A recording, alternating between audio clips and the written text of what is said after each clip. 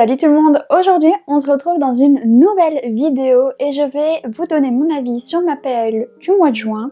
C'est parti. Donc le premier livre que j'avais lu du coup c'était Le Poète de Michael Connelly puisque souvenez-vous c'était le livre que j'avais commencé un petit peu lors du dernier mois. Donc du coup je l'ai continué. Donc pour vous résumer l'histoire, donc en fait c'est l'histoire d'un journaliste, donc son frère est décédé en se suicidant, mais lui n'y croit pas du tout parce que c'est pas du tout dans le tempérament de son frère, il trouve ça vraiment bizarre qu'il s'est suicidé, et donc du coup il décide d'enquêter un petit peu de son côté, et de par son statut de journaliste, il arrive à s'immiscer un petit peu dans l'enquête et d'aller voir les policiers pour avoir des preuves. Quand il a réuni assez de preuves pour prouver que ce n'était pas un suicide, il va aller voir les policiers et là les policiers vont commencer à le croire et l'enquête va tout doucement prendre de l'ampleur. En ce qui concerne mon avis, c'est un livre que j'ai vraiment bien aimé. Au début je le trouvais un peu long, je trouvais qu'il mettait un petit peu de temps à se mettre vraiment dans l'histoire. Mais au final, une fois qu'on est dans l'histoire est vraiment géniale. J'ai bien aimé le plot twist à la fin, je trouvais que c'était vraiment trop bien comme idée en fait, et jusqu'au bout vous avez l'intrigue de se dire mais c'est qui en fait. Je vais pas trop vous en dire pour pas vous spoiler, mais vraiment moi je l'ai vraiment bien aimé. Il est quand même assez épais, mais ce sont les pages qui sont épaisses parce qu'en fait il fait que 555 pages plus ou moins, un peu plus, mais du coup ça reste quand même assez raisonnable en nombre de pages. La lecture aussi est assez fluide, il se passe vraiment plein de choses et on n'a pas vraiment le temps de s'ennuyer. Bon, forcément au début c'est un petit peu lent, il faut le temps que l'histoire se mette en place, qu'ils comprennent que c'est pas forcément un suicide, mais une fois que vous êtes vraiment dans l'histoire, il se passe vraiment plein de choses et vous n'avez pas le temps de vous ennuyer, et ça c'est ce que j'aime. Alors le deuxième que j'ai lu c'est celui-ci du coup, donc c'est Les Profondeurs de l'Océan et si Ariel n'avait jamais vaincu Ursula.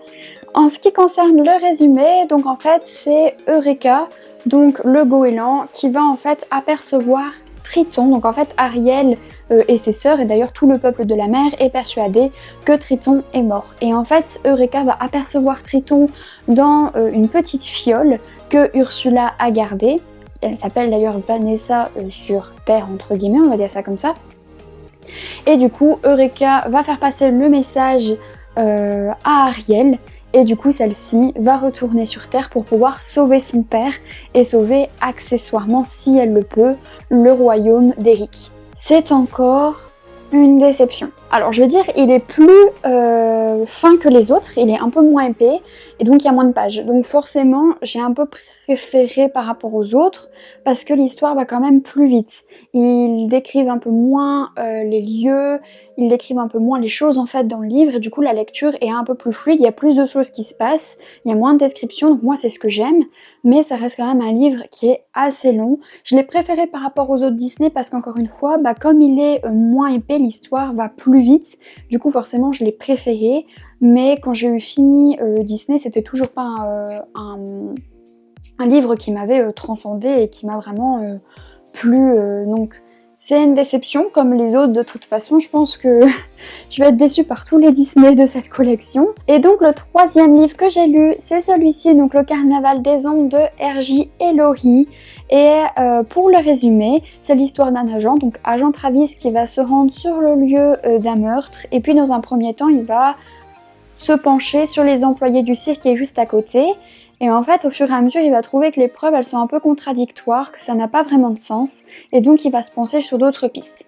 En parallèle, vous avez l'histoire de son enfance, puisque forcément, l'histoire de son enfance l'a façonné, et donc ça va permettre d'expliquer un peu plus pourquoi il pense comme ça, et pourquoi il agit comme ça.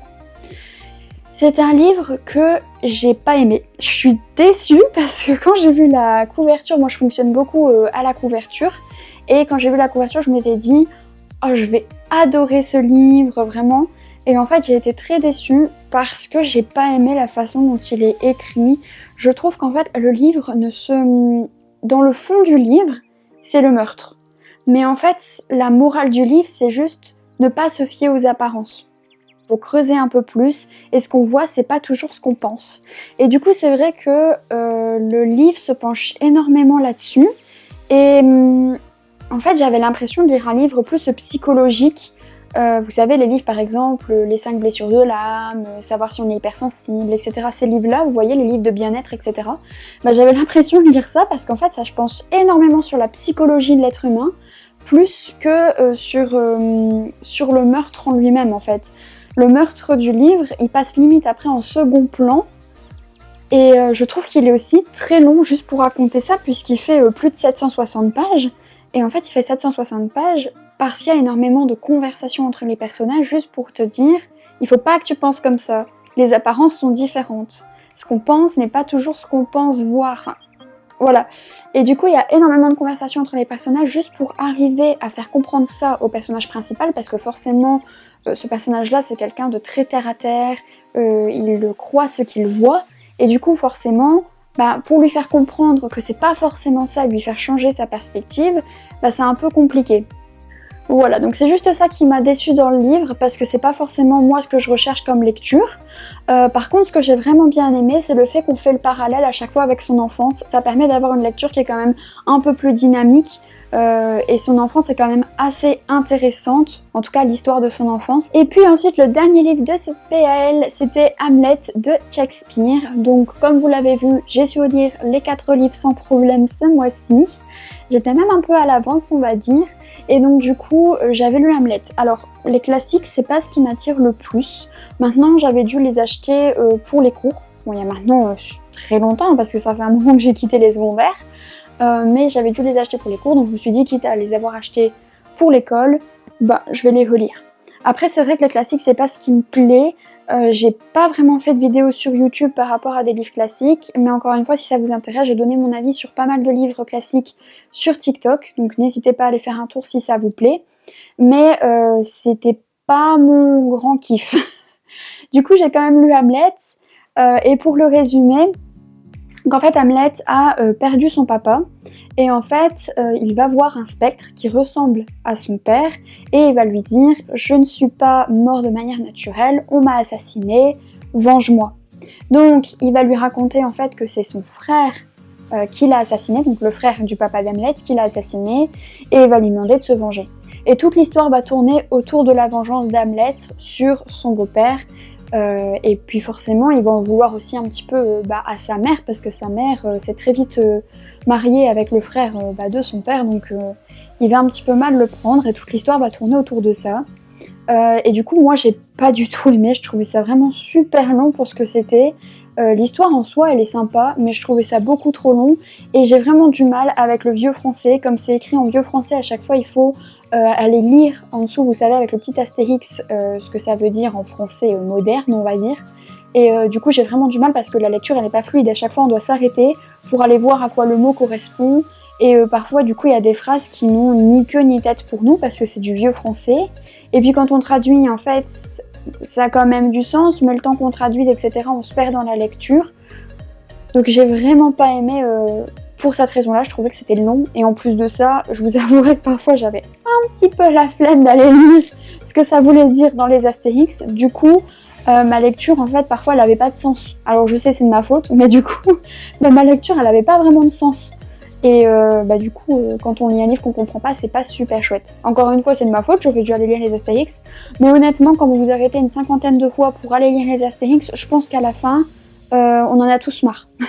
Voilà, donc comme vous l'avez compris, ce mois-ci, mon petit coup de cœur se porte sur Le Poète. Forcément, les 3 autres, j'ai pas forcément très aimé. Et celui-ci, c'est pas un dépit, hein, c'est pas par dépit que je le choisis. C'est vraiment, j'ai vraiment bien aimé le livre, et vraiment la fin, je la trouve vraiment, vraiment bien. Donc ça, c'est mon petit coup de cœur du mois. Si jamais cette vidéo vous a plu, n'hésitez pas à mettre un petit like, à mettre un commentaire aussi sur les livres que vous avez lus par exemple, si vous les connaissez, si vous avez aimé ou au contraire détesté, pour voir si on a les mêmes avis ou non, ça peut être super intéressant. N'hésitez pas à vous abonner à la chaîne pour avoir plus de contenu sur les livres, et les vlogs vont bientôt arriver. Et sur ce, on se retrouve bientôt dans une prochaine vidéo. Bye bye tout le monde!